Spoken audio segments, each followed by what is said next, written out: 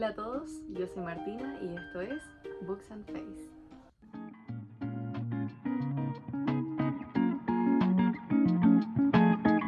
Como pueden ver, hay cambios muy evidentes en mis estantes, partiendo por esta balda que es la principal, que es la que ustedes siempre han visto.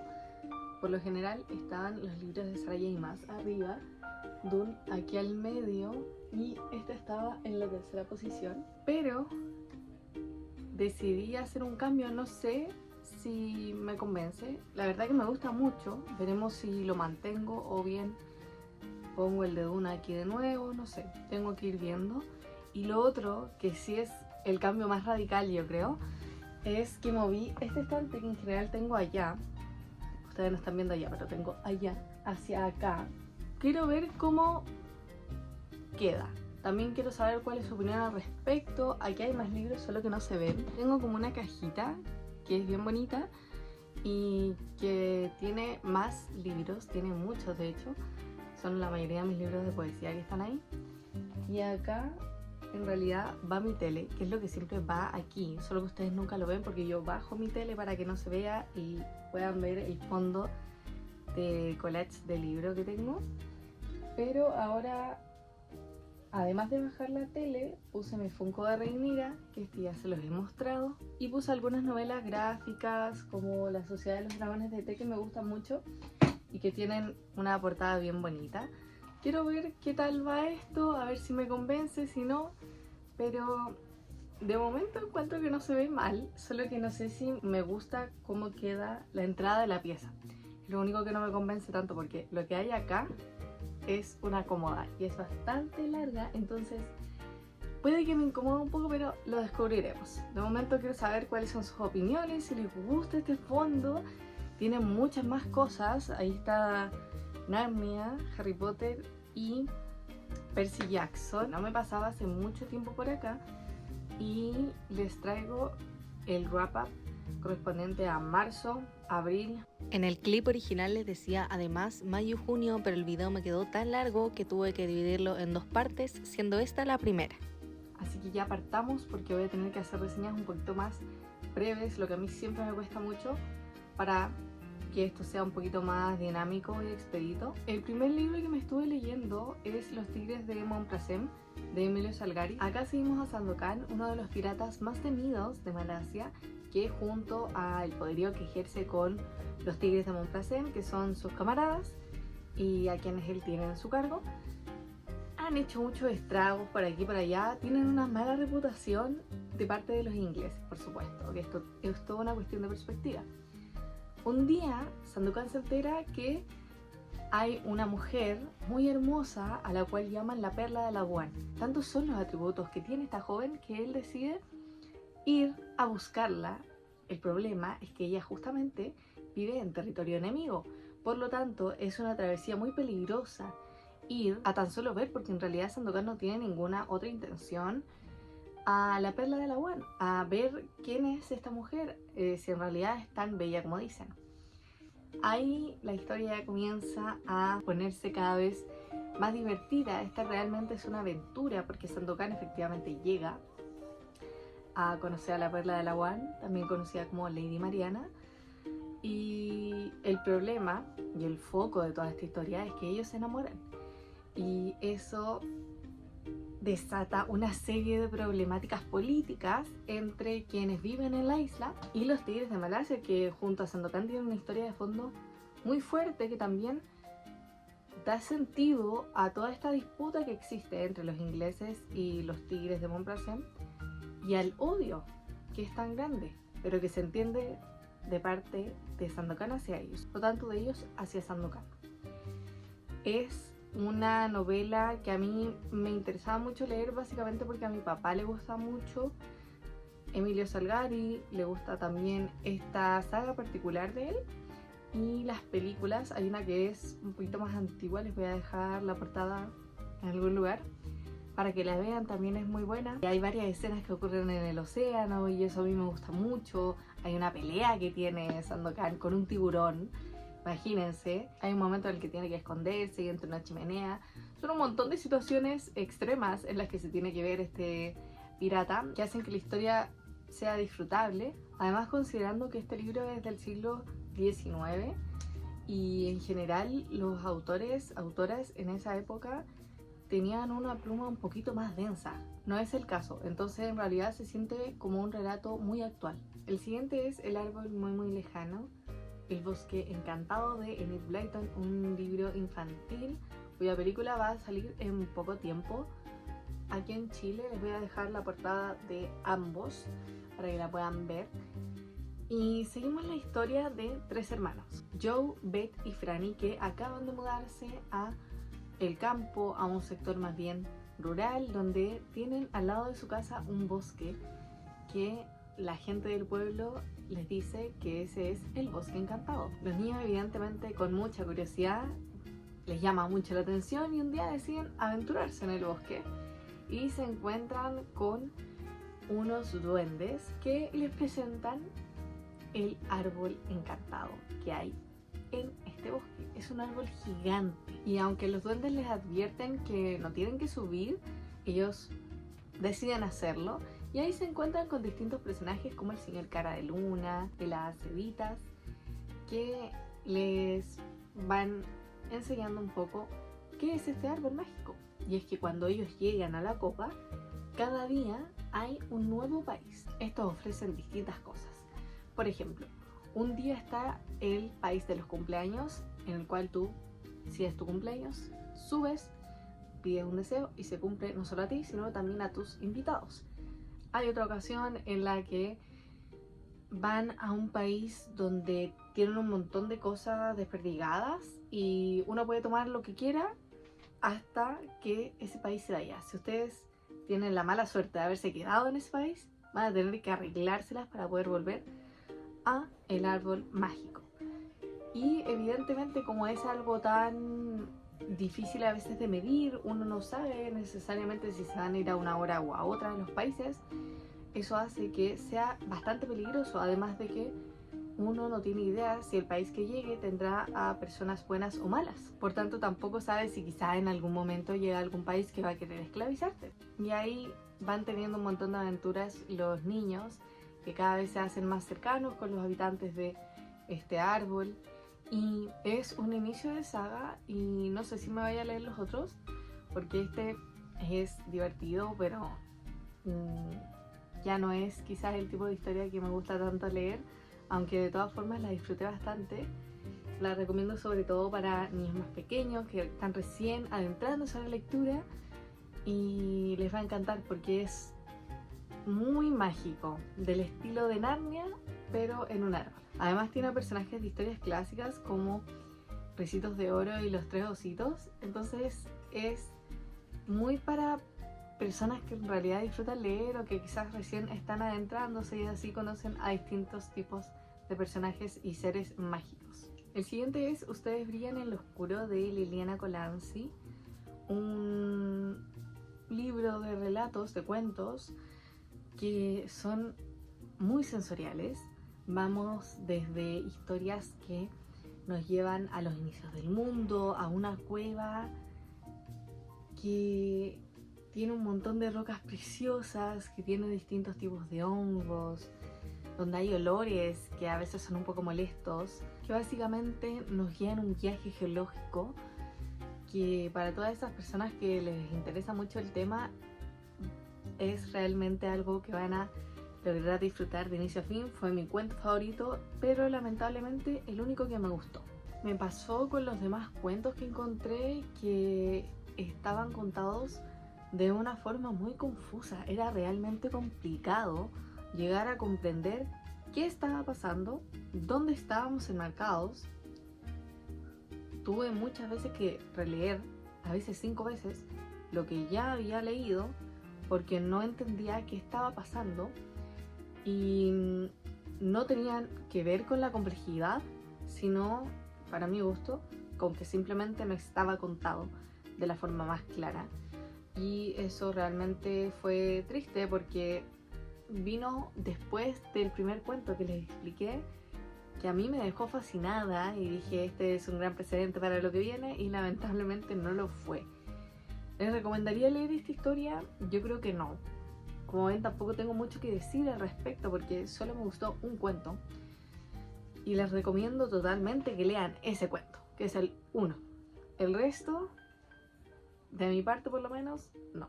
El siguiente es Proyecto Hail Mary de Andy Weir, donde seguimos a el profesor de biología Ryland Grace, que se ve envuelto en una misión espacial de la cual no recuerda nada, ni siquiera sabe dónde está. Y la novela comienza y se desarrolla en base a los recuerdos perdidos de Ryland Grace, que no recuerda nada del pasado, por qué está ahí, cuál es su misión.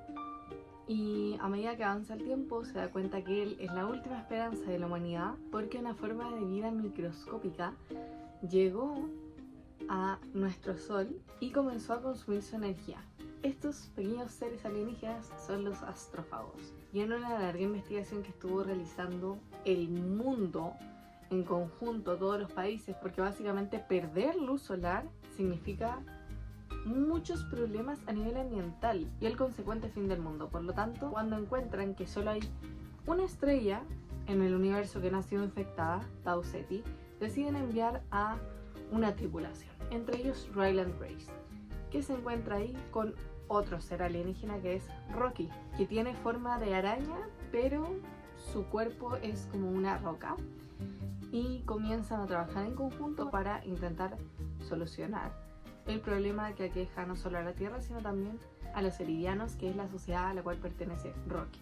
Sé que les conté bastante de la historia, pero de eso es lo que trata.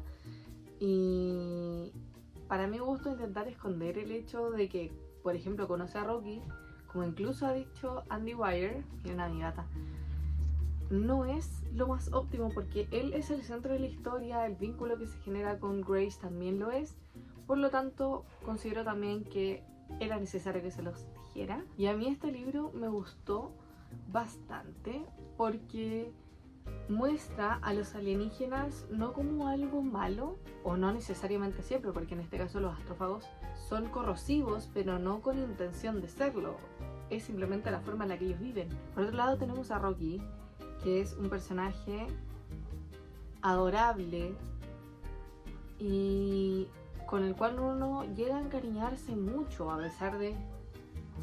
con el cual uno, justamente por cómo el vínculo va creciendo, cómo ellos van intentando comunicarse, que es muy difícil porque Rocky se comunica como lo hacen las ballenas, por medio de sonidos. Lo que sí, la historia puede llegar a ser densa en ocasiones porque tiene muchos datos científicos, pero no por eso termina siendo aburrida, todo lo contrario.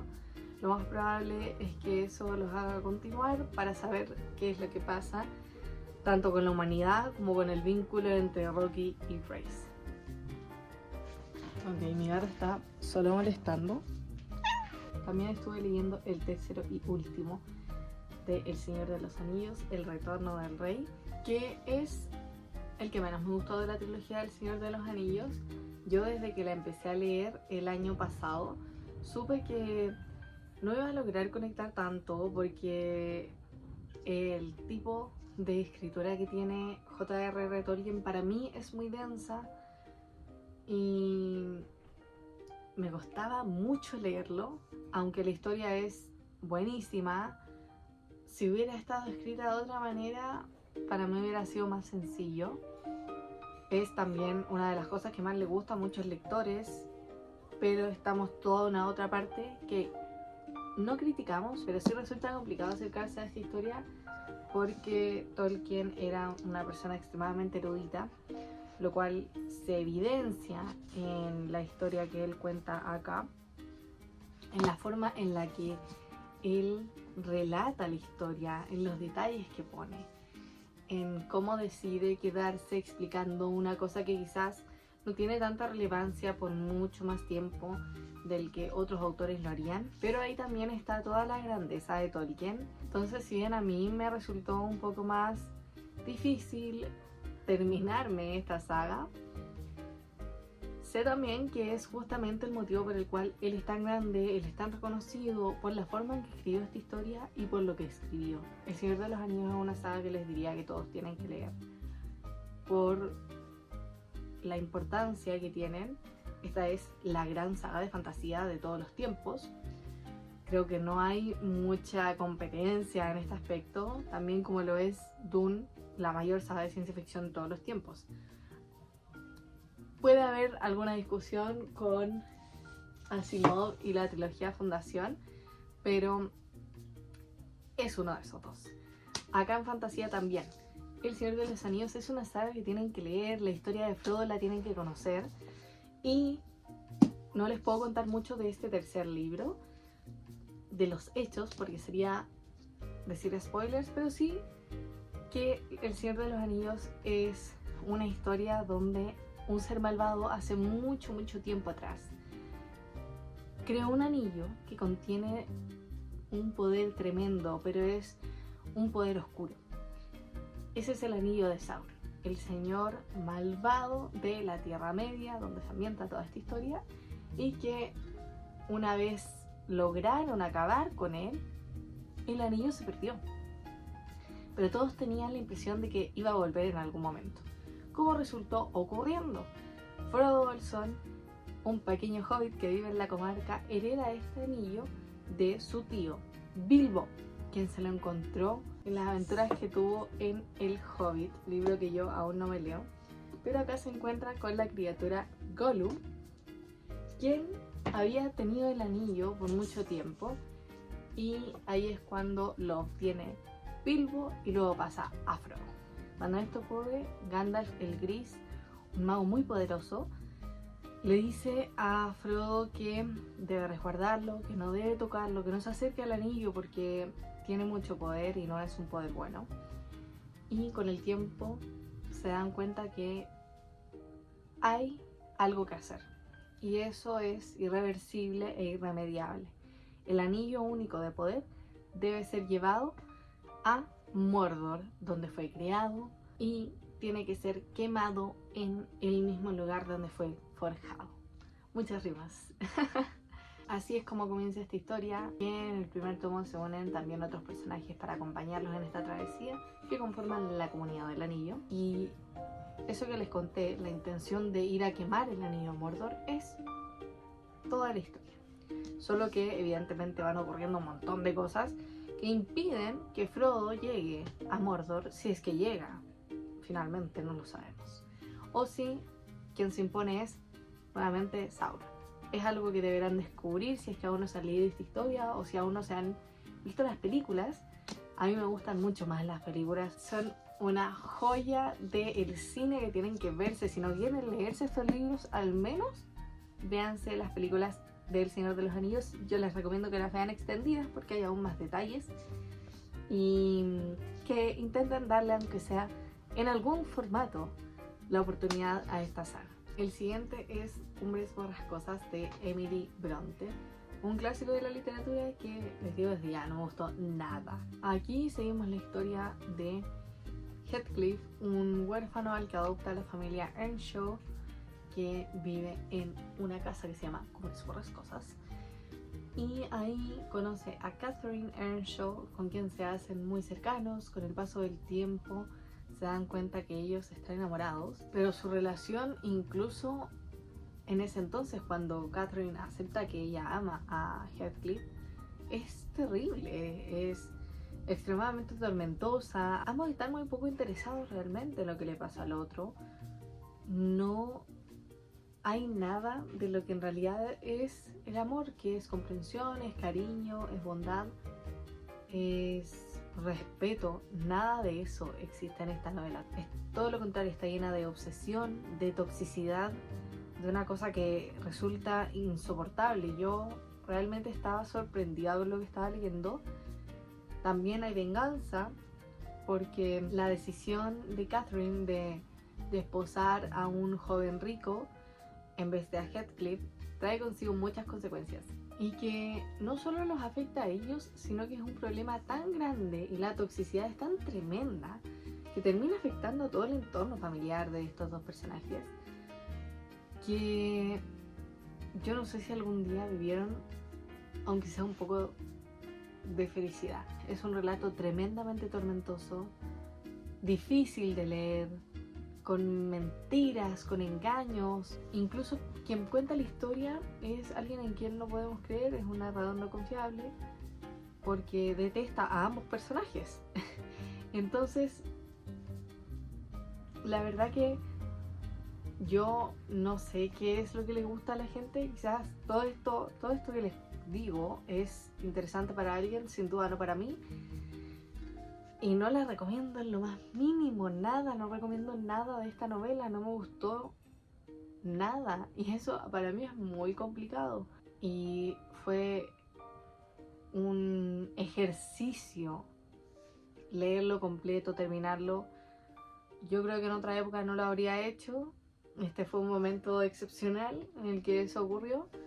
Pero ya pasando a abril, me estoy leyendo los primeros 3 cómics de Saga de Brian K. Vaughan. No sé por qué me cuesta tanto decirlo. Y acá nos cuenta la historia de Marco y Alana, 2 personas que se enamoran, pero hay un problema. Ambos pertenecen a sociedades y planetas diferentes que están en guerra hace un montón de años. Marco es oriundo de Guirnalda, donde las personas que habitan este mundo tienen cuernos y practican la magia. Y Alana es de Recalada, una sociedad profundamente militarizada y donde las personas tienen alitas. Y lo que realmente agrava toda esta situación es que ellos, apenas comienza el cómic, tienen un hijo, Alana da a luz. Y eso lleva a que desde ambos planetas intenten capturarlos y asesinarlos, pero también desde otros mundos que están aliados con estos planetas, como es la sociedad de los robots, que es uno de los múltiples personajes que intentan capturar y asesinar a esta familia en formación. Este es un space opera, tiene un montón de criaturas mágicas. Creo que es uno de los universos más vastos en cuanto a seres que uno se encuentra mientras va avanzando en la historia, a la cual me he tenido que acercar. Y eso me ha gustado mucho porque soy una persona a la que le encanta la magia, le encantan las criaturas mitológicas, pero también seres que nunca me hubiera imaginado que podrían existir. Hay unos personajes que tienen una cara gigante y piernas, nada más. Ese es como todo el personaje. Y así ocurre con distintos otros. Hay una gata gigante. Hay un montón de cosas en este universo que hacen que sea tan tremendo y lo recomendaban mucho para personas que les gusta Dune, así que obviamente me lo tenía que leer. Y sí, es un universo que creo que le podría gustar a cualquier fan de Dune. Tiene su toque evidentemente más actual por las cosas que pasan, por lo que muestran, por un montón de detalles, partiendo por lo que dicen los personajes, la forma de expresarse, sea más contemporáneo e incluso futurista. No solo seguimos la historia de esta familia, sino también de quienes los persiguen, del príncipe robot, de The Will, que es quien va acompañado de la gata mentira, y también nos vamos acercando a distintas subtramas que son bastante importantes, que incluyen a niñas envueltas en situaciones de abuso en planetas que se dedican enteramente a actividades de índole sexual, que son para mí los momentos más fuertes que he encontrado en estos primeros 3 tomos. Pero realmente es una historia que vale la pena, que si nunca han leído un cómic, es un buen acercamiento, es bastante liviana dentro de todo, a pesar de que tiene este tipo de tópicos. A mí no me gusta leer este tipo de situaciones, por lo tanto sí, para mí es más denso, pero en general, a grandes rasgos, creo que es algo que va a ser muy sencillo para ustedes acercarse, van a disfrutar. Las ilustraciones son hermosas, realmente te dan la impresión de que estás viajando por el espacio, y los trazos también son muy finos, muy trabajados. así que creo que van a poder disfrutarla de inicio a fin. Luego me estuve leyendo el cuento El Centinela de Arthur C. Clarke. Este es mi primer acercamiento a este escritor que es bien famoso en el mundo de la ciencia ficción, y lo hice con este cuento básicamente porque fue uno de los que comentó una columnista en el programa literario del cual soy conductora, como ya les he mencionado y pueden ver en videos anteriores. Y acá seguimos al protagonista Wilson, que reflexiona sobre el origen de un objeto piramidal que encuentra en la luna. Del mismo relato se desprende que este es anterior incluso a la creación de los océanos en la Tierra, y por tanto se trata de un cuento profundamente reflexivo, filosófico, en el cual el protagonista intenta descifrar por qué está este objeto ahí y cómo este artefacto es muy disruptivo dentro del entorno, porque ni siquiera han encontrado animales en la luna. Lo que encuentran es un objeto que evidentemente fue puesto por alguien, y ese alguien puede que sean unos dioses. Pero lo que hace que este cuento sea tan interesante es que los dioses acá no son como los conocemos nosotros, que intervienen, que se interesan de vez en cuando en los asuntos de las personas y que además de todo esto quieren ser adorados. Acá los dioses solo tienen un objetivo, que es saber si existe alguien más, si ellos son los únicos que viven o si en realidad hay otro ser en el mundo que tenga, aunque sea un mínimo de inteligencia, para poder encontrar este objeto y quizás abrirlo. Y para mí tiene una premisa que lo hace bastante interesante, porque es raro pensar en los dioses como seres que solo esperan. Y eso es justamente lo que plantea Clarke en este cuento, que la verdad creo que es un buen acercamiento para empezar con el autor. Los siguientes son también los primeros 3 tomos de The Climber de Sakamoto Shinichi y Nabeta Yoshio. Tengo aquí el computador y quería decir bien los nombres. Que nos cuenta la historia de un joven, Buntaro Mori, quien llega a una nueva escuela y es un chico muy arisco, solitario. No parece tener ninguna intención de relacionarse con el resto, pero tampoco de ser molestado ni perturbado. Simplemente se aleja de todos. No necesariamente asiste a clases, no tiene ningún interés en nada, o eso parece. Hasta que uno de sus compañeros, Miyamoto, lo reta a trepar una pared de el instituto donde ellos estudian, y él lo hace. Acá es donde empieza una historia que nos guía por distintas emociones, como lo son la soledad, la libertad, este deseo que ha tenido siempre el ser humano de alcanzar cosas que parecen imposibles, de sobreexigirse y de simplemente seguir, de querer alcanzar algo. En este caso, el personaje Mori hace esto. Evidentemente lo castigan porque es muy peligroso lo que hizo, pero eso lo lleva a interesarse en la escalada. Y así decide escalar el monte Takatori. El problema es que él nunca ha hecho escalada como realmente se hace. No tiene el equipo, no tiene los zapatos. Solo tiene esta intención, y lo que quiere en realidad es la adrenalina, es la emoción que él sintió cuando, después de trepar esta pared del instituto y llegar arriba, la adrenalina, la felicidad que se siente, es todo lo que él estuvo buscando en su vida y quiere lograrlo de nuevo, pero para eso tiene que tener también un objetivo que sea más difícil de conseguir, como es el monte Takatori.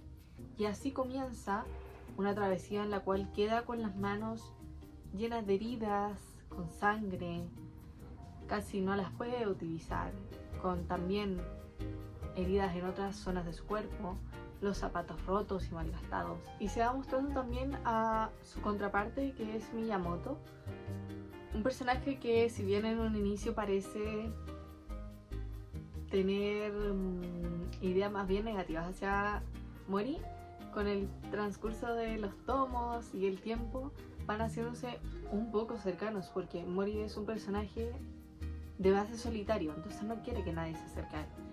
No tiene muchas intenciones de hablar siquiera. Pero sí le permite que él esté junto a él, que le enseñe un par de cosas. Lo que yo llevo leído me ha sorprendido mucho. El tomo 2 fue espectacular. El sentimiento que me dejó uno de los paneles en el que Mori está en el techo del instituto y, como ya memorizado cómo es el monte Takatori, comienza a hacer movimientos simulando que lo está escalando. Yo me sentí de la misma forma en que creo que Mori se sentía cuando llegaba a la cima de uno de los lugares que estaba escalando. Si son personas solitarias, que no les gusta hablar con gente, realmente creo que este manga puede ser muy importante para ustedes. Yo no soy tan solitaria como Mori, lo soy, pero no tanto.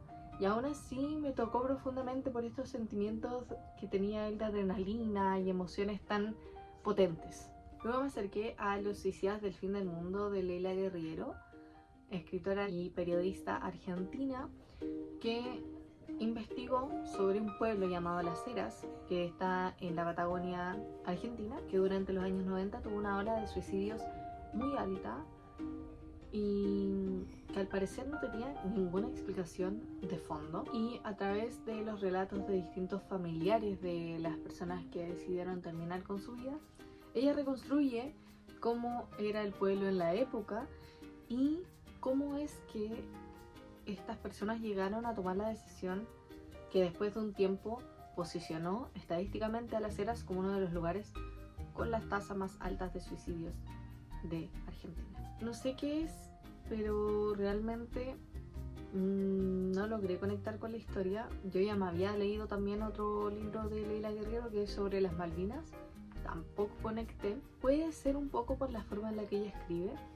Sé que esta es una autora que le gusta a mucha gente, pero yo simplemente no termino de conectar con su pluma y la historia tampoco logró interesarme tanto, básicamente porque la misma premisa que les acabo de contar es lo que ocurre, pero yo no sé por qué tenía la impresión de que la conclusión del libro iba a ser algo particular que explicara por qué estas personas habían tomado esa decisión tantas veces, en tantas ocasiones y durante tanto tiempo, pero eso no ocurrió.